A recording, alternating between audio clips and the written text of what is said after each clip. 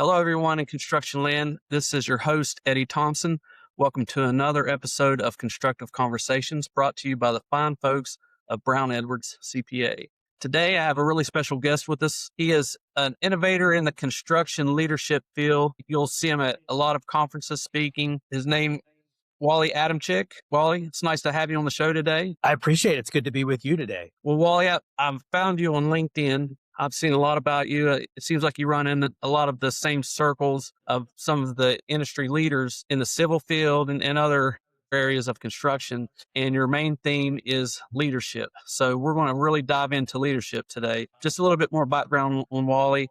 Wally is a former U.S. Marine Corps helicopter pilot who attained the rank of major prior to leaving the Corps. And Wally, I want to say, as a son of a Vietnam veteran, thank you for your service. Greatly appreciate that. Truly an honor to serve. Wally is also a construction leadership coach, speaker, and consultant who works across the country to help leaders develop people on purpose, not by accident. So, Wally, let's dive into a bunch of topics when it comes to leadership in construction. So, one thing I wanted to mention, Wally has a website. It is wallyadamchik.com. You can find all kinds of good information about Wally there and his beliefs and his systems. But Wally, what I saw on your website, you had 4 beliefs, Wally's beliefs. Can you talk about those 4 beliefs? Yeah, part of it is every day can be better. Lord knows in this day and age, we can always use a better tomorrow. But what happens is we get so caught up in what I'll call the status quo that time to make the donuts, and we get into the grind that we reach a plateau. Now, this is personally and organizationally, right? Organizations reach a plateau, and it happens several times if they don't get on the growth curve. So it's every day can be a great day, but that requires intentional effort. So that's the first big one. What other one do you want to talk about? So this is one that I experienced in a conversation. Well, the belief that we all have unmet potential. Yeah. Once again, a little bit related to the first one, that every day can be a great day. If we tap into that unmet potential, and everybody listening to this podcast has reached some level of success, whether they're business owners or senior leaders in their organizations. And, it's almost as we reach this plateau, this high plateau, and man, it's a good look from there. And we begin to settle. Like, it's not bad, but we have more in us when you really think about the capacity of the human mind and the human body. And this isn't about doing more work. We can't throw more hours at anything, but can we do better work? Can we do more efficient work? Can we do more collaborative work? That's where the unmet potential really comes in. It's not me learning how to sleep less. It's about how to optimize me and the systems that I'm in.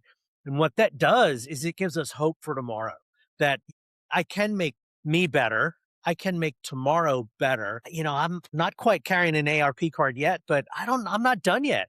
I'm still excited about what tomorrow brings. And once we get in the I'll call it the doldrums of a project. And I was just talking to a group that is on one of the major stadium builds in the country right now. And, that thing's relentless because opening day is coming and they're going to get that job finished. And they're just so stuck in the weeds and they can't see past tomorrow, let alone to opening day. But we're working on tapping into that team to say, all right, how can we be more efficient? How can you make it better? And unfortunately, life conspires to knock us down a little. Yeah. I'm a real big believer that people don't exceed their potential and they rarely meet their potential. I coach a middle school girls basketball team for my daughter. And after one of our championship games, conference championship games, which we didn't win, but we weren't really expected to be there. And I had a parent come up to me and say, "You did a really good job with the girls. They exceeded their potential." And I kind of took offense to that. And I was like, no, they didn't even reach their potential. Don't cap somebody off at a certain level of potential. It's not always limitless, but rarely do you see somebody actually hit that. I mean, I wouldn't say Michael Jordan reached his potential. Yeah, he did okay too, didn't he? And Yeah, he that's did an okay. interesting thing about who's the best judge of our potential. Now, it could be me because I've got great self awareness, but it could be somebody from the outside who looks into me and says, I see more in you. Ideally, there's both of those things. But unfortunately, and this is what we call a mama's house story. We're shaped by nature and nurture. So nature is DNA. This is what you get. And I was never going to play in the NBA. Let's just say that. That's my DNA. But the nurture piece, that's the nature piece. The nurture piece is the mama's house story. What was that programming I got when I was growing up? What were those messages I got? And I'm not talking about you can be anything kind of stuff. I'm just positive, encouraging, nurturing messaging as opposed to what we might call some negative messaging. So if we grew up in a quote, a bad mama's house, there's some deep neuroscience and programming that has to be reprogrammed. That's why that outside leader looking into us and saying, come on, let's go. You can do it. I can see more in you. And I think everybody listening who has any degree of life experience, there was somebody who believed in us. There was somebody who did one of two things. They either took us around behind the dumpster for a conversation, or they put their arm around us and took us out for a cup of coffee and had the conversation. For when I talk to your listeners, one of the takeaways here is, who are you investing in? Who are you? If we use the word mentoring and coaching, and who is your project? Because we were a project for somebody once for sure. So that really talks about, I think, three of your four beliefs: unmet potential, tomorrow can be better than today, and show up and do the work. Mm. And the other one, it's all about leadership, which leads into the rest of our conversation today. So when we talk about it, it's all about leadership. When companies call on you, what's usually broken first? Is it the people, the process, or the leadership? Such a great question. Yeah. So what's broken? People, culture, process. It can vary, but it's often a combination of those things. So to have excellence in this industry, you need to succeed and be optimal on two fronts, the people and the process. So when we talk about process, it's all the systems things that, how do we take off a bid? How do we hand it off from estimating to operations? How do we get materials to the field? And then how do we cost that and get paid in a appropriate manner and all those things? You can be God's gift to leadership, but if you don't have good systems, the results will not be superior. Flip it around. You can have superior systems and be a mediocre leader, and the systems will carry that person forward to, you quote, some degree of success. Let's say both of those scenarios give us very good results. But when we have both of these things is when you get superior results. But I generally get the call when the people side of the equation is breaking. And what we mean by that is the bench is empty, retention may be down. Now, the bench may be empty because of growth, or it may be empty because of turnover, but the bench is empty and they don't have the capacity to grow, or the results are not on that growth. I meant top line, or there's stagnation on the bottom line, and even in fact, margin erosion. So, man, my systems are good. We're bidding the same jobs. What's going wrong? Then you have to look at the people side of it and how are we adhering to the system. So, yeah, it's usually a people thing for me, which is retention and that kind of thing. Bench is empty, but I cannot do what I do and not peek at the systems and make sure that they're being used well. Right, right. Here's an interesting question that I saw. It's not a new question; it's an age-old question. But do you think leaders are born or made? Both, absolutely both. And the analogy I'll give us is running. We were all born to run. It's a human capacity. Some of us were born, Usain Bolt was born to run really fast. His fast twitch muscle fibers twitch faster than yours and mine. We're talking microseconds here, but his DNA was such that he could run faster. Big gait, big stride, etc. But then he trained to get better. So we all have the ability to lead. Some of us have it more innately than others, but we all have the ability to do it. Some of us will naturally do it better than others, but all of us can do it slightly better. And that's where, on the job training and experience and learning and mentoring come in. So yeah, it's truly both. Leaders are born. Sure. Some are. Leaders are made. Most of us. But it's sort of like you can lead a horse to water, but you can't make them drink type of thing, where you can teach somebody to be a leader, but doesn't mean that they'll take the reins and end up leading. We see that kind of in industry, not just in construction, but in office settings and in different settings. How do you, I don't want to say force somebody because that's not the Mhm. right word, but Yeah. how do you encourage somebody who isn't a natural born leader to become more of a leader in their role? I don't know where I got this quote, but it has stuck with me. And it says, a leader creates and sustains in somebody the belief that they can do something until they can sustain that belief themselves. So you can do this. No, I can't. You can do this. No, I can't. You can do this. Maybe I can do it. You can do it. I think I can do it. Man, I can do it. That takes time. And some of the reasons people don't want to step up is, all they see is all that paperwork or all the hassles, or my dad said I'd never amount to anything, or I'd never saw myself in that. So we have to understand the reluctance to step up, but we create and sustain the belief in people that they can do something until they can sustain that belief themselves. And that might take some time. Oh, and it'll take some mistakes too. So whenever we're in the thick of business, whether it's a construction job site or deep into a project, or whether like I said, it's an office setting where you're deep into a project and you're just overloaded with your workload. Where do leaders confuse the two ideas of managing their workload and leading people? That's so there's a couple of things in there. The first one is do your own job first. And what I mean by that is we get sucked down. So if I have a foreman who's on a machine, he's now an operator. If I have a superintendent who is doing the work of the foreman, he's now a foreman. And we can ripple that on through. You have a president who doesn't have a good CFO or a controller. Now he's a CFO or a controller, right? So do your own job first, no matter what that is. Well, what does that require? It requires clarity about what the job expectation is, job description, but what are the key accountabilities with that? And where should I be spending my time, as opposed to where am I actually spending my time? So we go to a textbook definition. Leadership is about people and culture and change. Management is about systems and process and consistency. So yes, I just use change and consistency in the same sentence. And those are mutually exclusive at face value. It's almost like the old light beer, tastes great, less filling.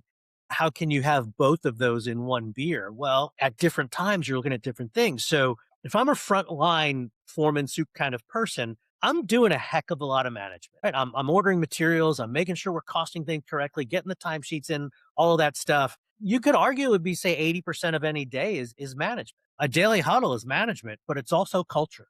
It's also talking about things. As I walk through the day and now I'm going, hey, great job. Hey, let's think about this, coaching, etc. Those are leadership things. As we go up the chain of command, we see that flip to where presidents and CEOs should probably be spending 80% of their time in the leadership things, the setting direction, making sure the organization is aligned, as opposed to the management things of budgeting and org structures and process management and all that stuff, because they have people to do that, or they should, which comes back to do your own job first. So, but yes, I've written a few books on leadership and I speak on it, but I'll be the first one to tell you that none of that matters if you can't get material to a job site.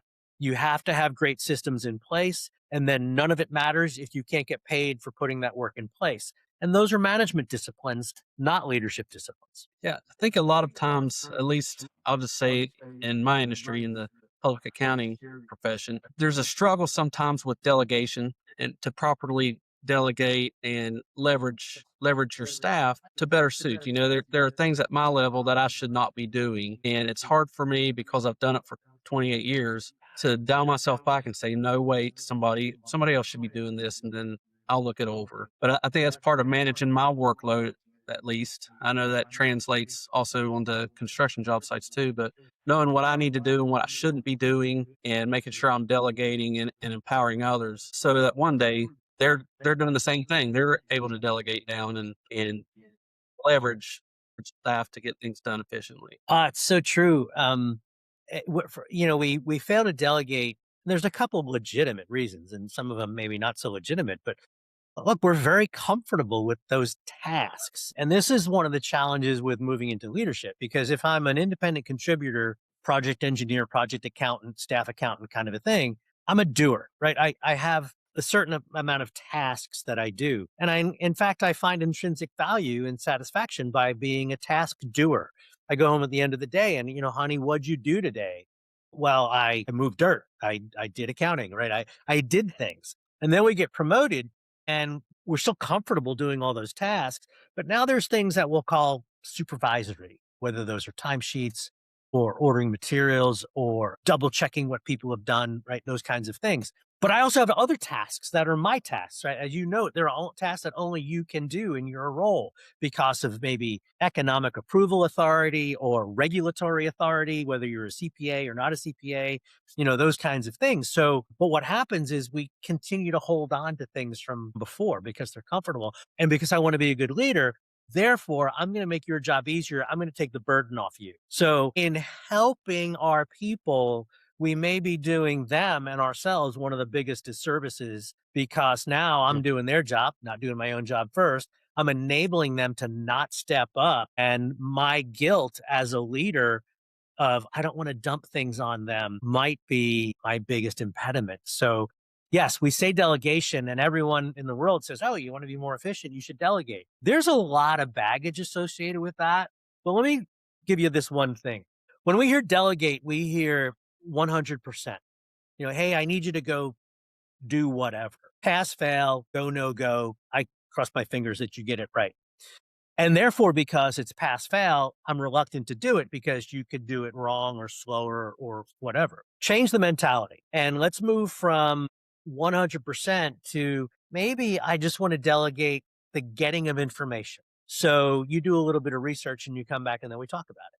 Maybe I want to delegate the getting of information and then you make a decision, but before you implement, we talk about it. So you can see there's a gradation there, kind of a risk management matrix of levels of delegation. And when we put it in those terms, it becomes less risky for the delegator, right? So that is a way of moving delegation from a risky thing to a developmental. Yeah. I mean, I can just think in my head how over the years I've been such an enabler and a poor delegator. And it's just all about wanting to get the work done as quick as possible. But it's like you said, though, it stunts their growth. It doesn't do anything to help develop those beneath me. And probably I've been one of the worst people, at least in holding those accountable for work. So how does a good leader hold those below them accountable for their work, for the quality, for getting things done and developing themselves? So I think the first part of it is looking in the mirror and making sure that we are leading or being proficient. I don't want to be hypocritical and tell somebody they need to come work on time if I'm not coming to work on time. Maybe that's a simplistic example, but off the top of my head, accountability relates to clear expectations. This is what the expectation is. You should be able to close out a week, whether that's operationally with timesheets or from accounting perspective with payroll, you should be able to close out a week by X moment in our organization. Now, I understand the organization you came through did it 2 days later, but at our organization, it's Tuesday morning, just making up a number. Do you have all the systems you need to do that? Are there any questions you need to be able to do that? So what happens is we probably haven't trained people correctly. We make some assumptions. We haven't taken them through a true training curriculum because those don't exist, but kind of a crawl, walk, run phase. We do crawl, sprint in most places. What that means is I explain it once, ask you if you have any questions, and then I pat you on the back and say, go get them. And you're like, man, I don't know. I don't want to screw this up. And I don't want to ask them a question because they don't think I'm an idiot. So have we really moved people through a learning sequence so that they can do the task, whatever that task is? Now I can hold them accountable. So this goes back to the looking in the mirror. Did we do all the things we're supposed to do to hold somebody accountable? And then you say, okay, you got it. Yeah, I got it. Okay. So the expectation is that we should have this done by Tuesday at 8 a.m. Yes, I got it. Okay, cool. And if the person is delivering on that, the mistake we make is we never recognize them for it. We never give them a pat on the back for, quote, doing their job. The reason this matters, though, is there are things that they're going to do that they're going to screw up or that might be outside of their job scope as you're trying to get them to learn. So the praise to criticism ratio is something we need to keep an eye on. So if people are doing their job, recognize them for it. I didn't say everybody gets a trophy, by the way. We can go there. But now when there's that clear expectation and I am trained to do it, now I can say, hey, you didn't get that to us at 8 o'clock. You were supposed to get it to us at 8 o'clock. Help me understand what happened. And we get into a conversation. But the key is not giving a free pass, because the minute you get, it's that old Bugs Bunny thing, cross this line, now cross this line, now cross this line. And then the standard is not clear. Well, it wasn't a problem the last 3 weeks when I didn't get it right. Yeah, but I'm totally pissed off now because you haven't been getting it done. You never said anything about it, so I figured it didn't matter. So accountability begins with clarity and expectations, and then it continues with actually paying attention and talking about it while people are learning and growing and performing. All these things that we're talking about, it goes into building a team. Hmm. All of this is teamwork, with a leader leading a team. So how do good leaders build the best team and develop that team? It's more than just a leader leading one person or leading one person to become a leader. But when you have a team setting, such as a foreman running 8 laborers and carpenters or heavy equipment operators on one job site, or such as myself leading 2 or 3 associates on an audit engagement. How best do leaders do that? Yeah. So is it possible to get through a leadership conversation and not talk about values? Because here we are. And those become the guardrails for everything. Unfortunately, there's a lot of organizations. Unfortunately, it's just, I think 30 years ago, some MBA said we need values, and every construction company in the world said, all right, well, safety, integrity, quality, and maybe customer service. Right? But what I mean right now are values 2.0, meaning you go and you read the words and they're written in such a way that, yes, you see safety, integrity, quality, but you see the character of the organization. And you may see some behavioral descriptions of what this looks like in our world. Companies like, I'm just thinking, Sargent, Petticoat Schmidt, Abernathy, Hoopaw, CW Matthews, Strack, all East Coast infrastructure companies that I just mentioned. You go to their websites and you see what I call values 2.0. In other words, we've thought about this. It's not just some words on the wall. And then, of course, because they've thought about it, we talk about it. And it does become the guardrails. They become direction setting. This is who we want to be. And they become aligning. This is how we're going to do it, which goes back to your accountability thing earlier, is now like, look, that's not how we do things here. So it sets the foundational code of conduct, so to speak, when we have a clearly articulated set of values. The assumption with that conversation is people self-select in or out to some degree. So you mentioned earlier, I was in the Marine Corps, great organization. I have buddies who are in the Coast Guard, great organization, Navy, Air Force, etc. Nobody ever walked into the Marine Corps recruiter by mistake, right? They know exactly what they were getting into. Similarly, they went into the Coast Guard recruiter for what that commercial was. So if I look at your values and they talk about things that don't resonate with me, I'm not going to go to work for you. And if I do, I may self-select out really quick because like, man, this isn't what I want to be. This isn't who I want to be. So the values piece is the first piece of creating an aligned workforce. And then of course, talking about them, because if your values don't have value, they don't have value. So integrating that into the occasional daily huddle, integrating it into feedback and saying, hey, I really appreciate the way you did that it's so consistent with our values, et cetera, et cetera. But that's one of the ways you bring the team together. You talk about individual personalities. Every so often, there's somebody who probably needs to get fired because they really don't fit. Yeah. Thankfully, I haven't been one of those people yet. I try to fit in. No, without values, you have nothing. Big believer in having values. And this extends to the individual. So if I were to say to you, what are your values? You could probably tell me. If I said, why are your values? That might be a little bit more difficult for you. And this gets into a conversation about true self-awareness. It goes back to that Mama's House story I mentioned earlier. There's a wonderful book out called True North Field Guide. There's a book called True North. Good book. There's a field guide, and it's a workbook. There's a lot of white space in it. And what it does is it takes you through your life journey, some of your formative experiences. So it helps you understand why your values are your values. So now when I'm in conflict or crisis and the slings and arrows of life are coming at me, my foundation is stronger. And we understand what that means from an infrastructure perspective, strong foundation. Well, it's the same from a personal perspective. that if I have clarity and strong on what my values are, then I can remain faithful to those things. So one of the work of leaders, and if we're doing executive coaching, this is one of the exercises we'll go through. And oh, by the way, it takes months to go through this process. This isn't something you think about on a walk around the block.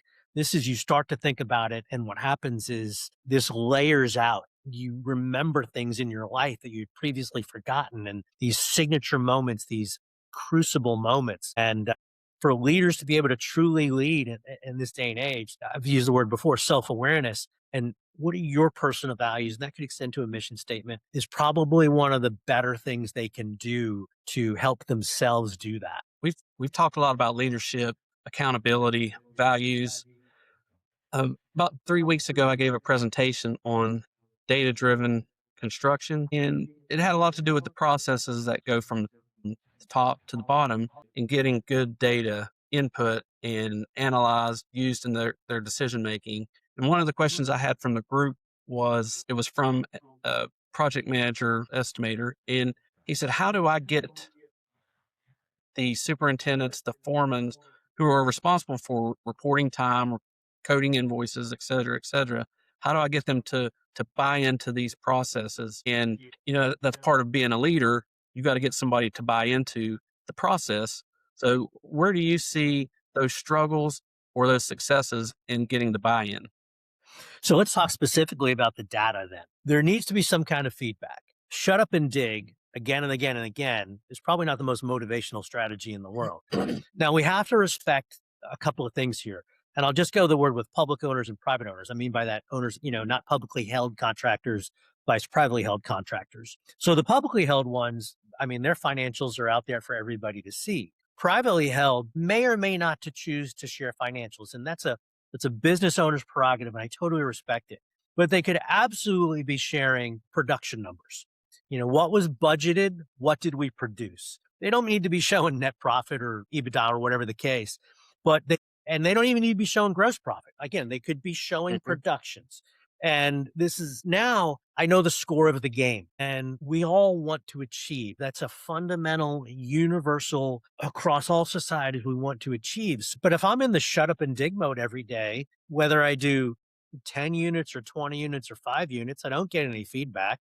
I don't even know. But man, if 15 units is the target, and again, these could be tons, feet, yards, whatever. Now I have something to hold myself accountable to. And oh, by the way, there might be an education thing here of, hey, we bid these things based on certain productions. Those productions are based on not best case scenario, but good case scenario. And oh, by the way, that's based on the numbers you gave me last year.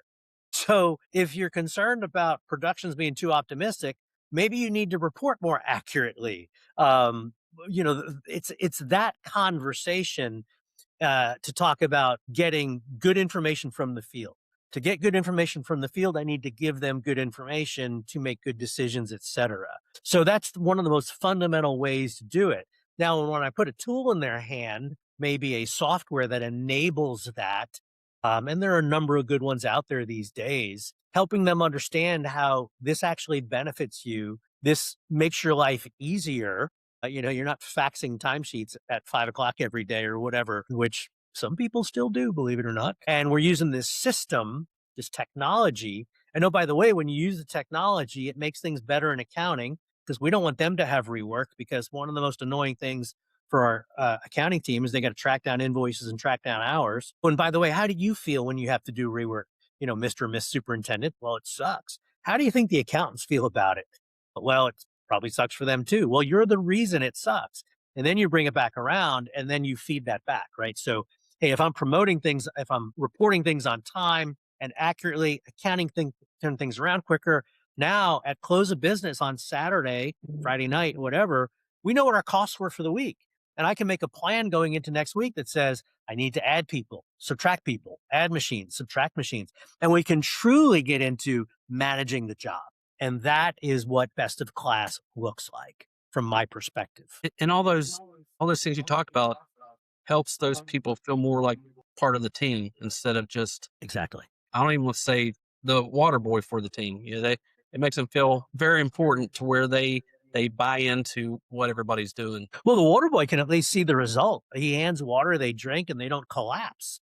Yeah. And the bucket is empty. He needs to go get more water. If I'm just putting pipe in, I don't know if I'm putting a lot in or not a lot in. It comes down to trust and respect. Do I trust my people and respect them enough to share basic information with them? And again, I recognize why private owners may not want to share certain levels of it. That's fine, but they certainly can be sharing a lot of information. Yeah, the production, what you said with that, I want to incorporate that into my data-driven presentations.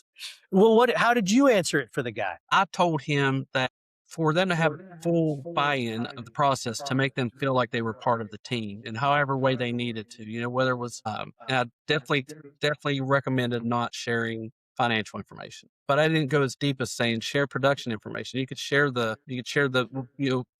if they said they were going to move so many tons of dirt and it took them this many hours and it was over budget. I didn't go into that kind of detail of you get into the production numbers with them, but I should have. It's definitely a great way definitely a great way. If I'm coaching a basketball team and I say we're going to hold we're going to hold the other team to under 25 points, or we're going to get 15 rebounds this game. Yep. I'm sharing our goals, our basically production numbers in our estimate. And then at the end of the game, we're going back over and said, well, we held them under 25 points. We didn't reach our 15 rebound goal, but we were close. And like you said, that makes them feel like, one, our team has goals, and two, they're a part of meeting those goals. Absolutely. Good deal. So I tried not to butcher that presentation too much. It was the first time I'd ever given it and put it together in just a couple of days, but I think it was well received, at least I hope. But that was one of the best questions that came out of that presentation. Well, there's more data than there's ever been because we have systems that create data. The question is, which is the relevant data and how do we make it available to the people who need it? Systems for the sake of systems. I mean, construction technology, it's everywhere, but which are the ones that are working and how do we make it work for us? It's like any other tool. How do we get utilization? Behind you there, I think that's a backhoe of some kind. How do we get utilization out of that? How do we optimize that machine? Similarly, how do we optimize our systems to give us that relevant, credible, usable data? Yeah, I'm a leadership guy, but I'm a data nerd because that enables better decisions and really enables us to refine and, maybe winning or losing bids on thousands of dollars, on millions of dollars, right?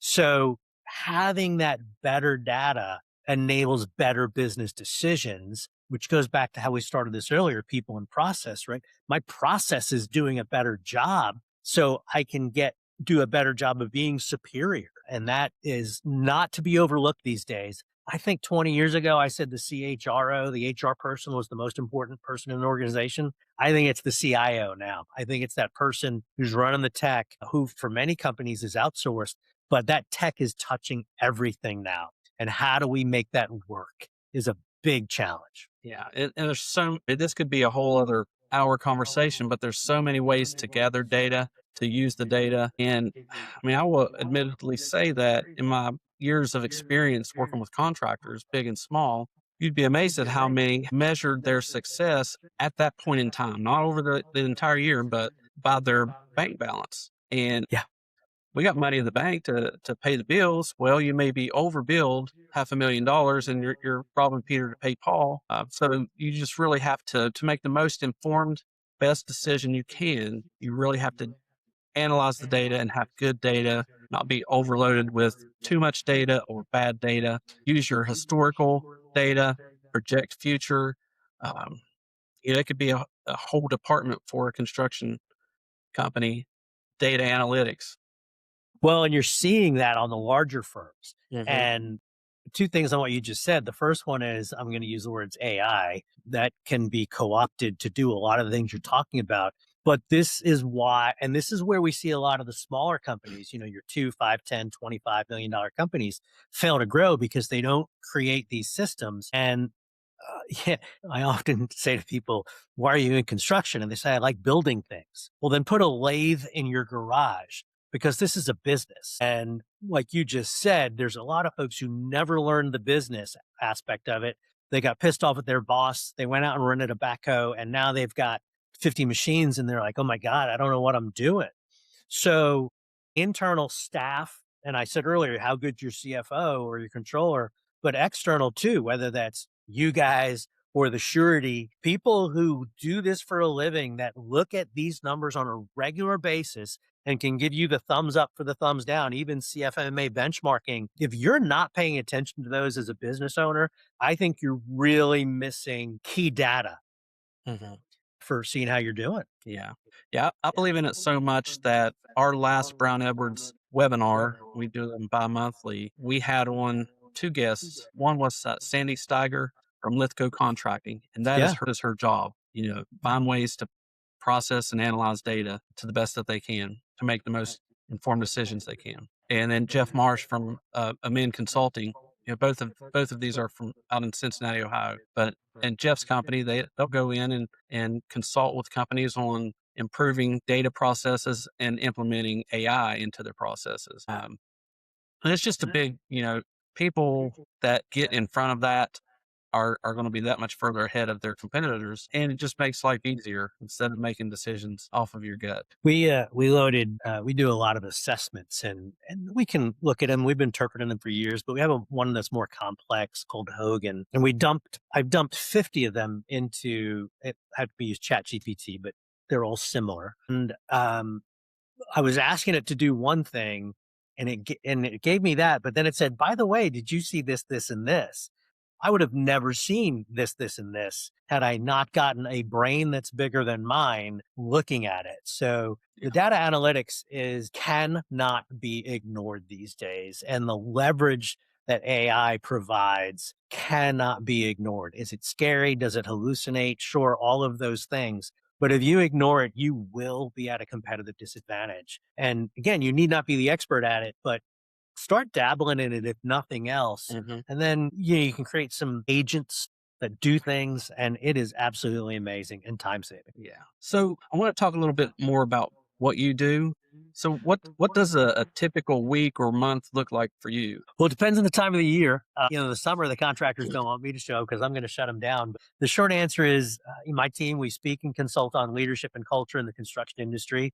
That goes from frontline supervisory skills stuff all the way up to what would be MBA level executive leadership team kinds of things. Now, depending on the size of the organization, they'll need, more of one and none of the other, but everything in between. We teach on leadership, we coach on leadership, and from the front line all the way to the executive level, because leadership is leadership.